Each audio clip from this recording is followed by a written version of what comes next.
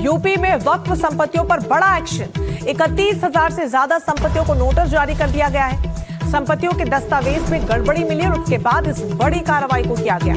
5 जून तक सुधार की समय सीमा भी दी गई है और 5 जून के बाद अगर ये नहीं होता है तो संपत्तियां जब्त कर ली जाएंगी। ये बहुत बड़ा निर्देश है।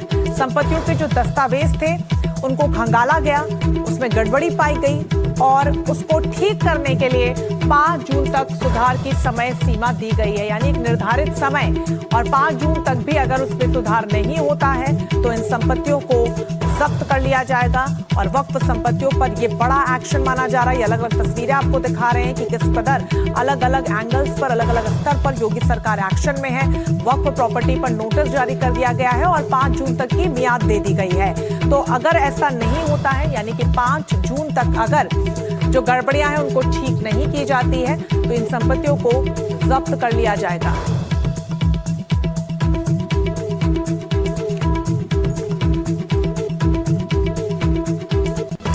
तो यूपी में वक्फ संपत्तियों पर सख्ती साफ तौर पर देखने को मिल रही है। वक्फ संपत्तियों को लेकर योगी सरकार ने कड़ा रुख अपनाया हुआ है। सरकार ने 31,000 से ज्यादा वक्फ संपत्तियों को नोटिस जारी कर दिया है और पूछा गया है कि क्यों ना उनका रजिस्ट्रेशन रद्द कर दिया जाए।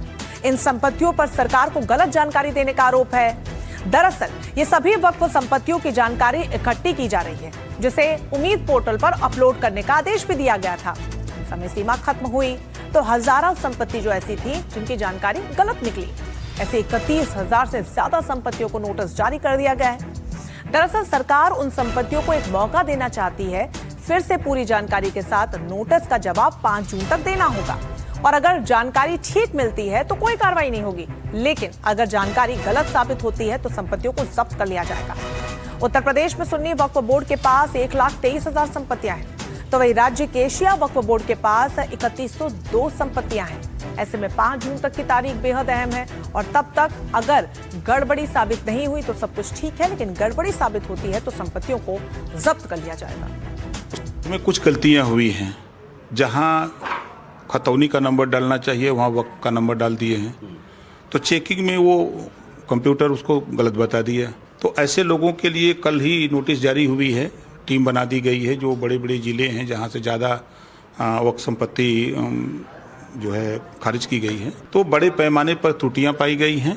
किसी दूसरे के नाम से संपत्ति है, उसको वक्फ संपत्ति के नाम से दर्ज किए हैं, तो ऐसे निरस्त।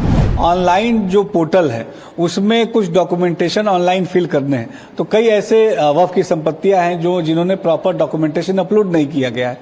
इस वजह से उनका वो प्रोसेस उस समय टेम्पोररी रिजेक्ट हो गया। सबके पास समय है, सब अपने डॉक्यूमेंट को रजिस्टर कर सकते हैं, ऑनलाइन अपलोड करेंगे और हर वक्फ की संपत्ति उत्तर प्रदेश में उम्मीद पोर्टल पे सही तरीके से दर्ज हो, इसके लिए हम प्राथमिकता पे काम कर रहे हैं। वक्फ संपत्तियों पे सरकार की, भारतीय जनता पार्टी की, भारतीय जनता पार्टी से जुड़े हुए पूंजीपतियों की बहुत पहले से नजर है और वो किसी भी तरह से, किसी भी बहाने से, किसी भी अड़चन से उन संपत्तियों को, पूंजीपतियों को देना चाहते हैं।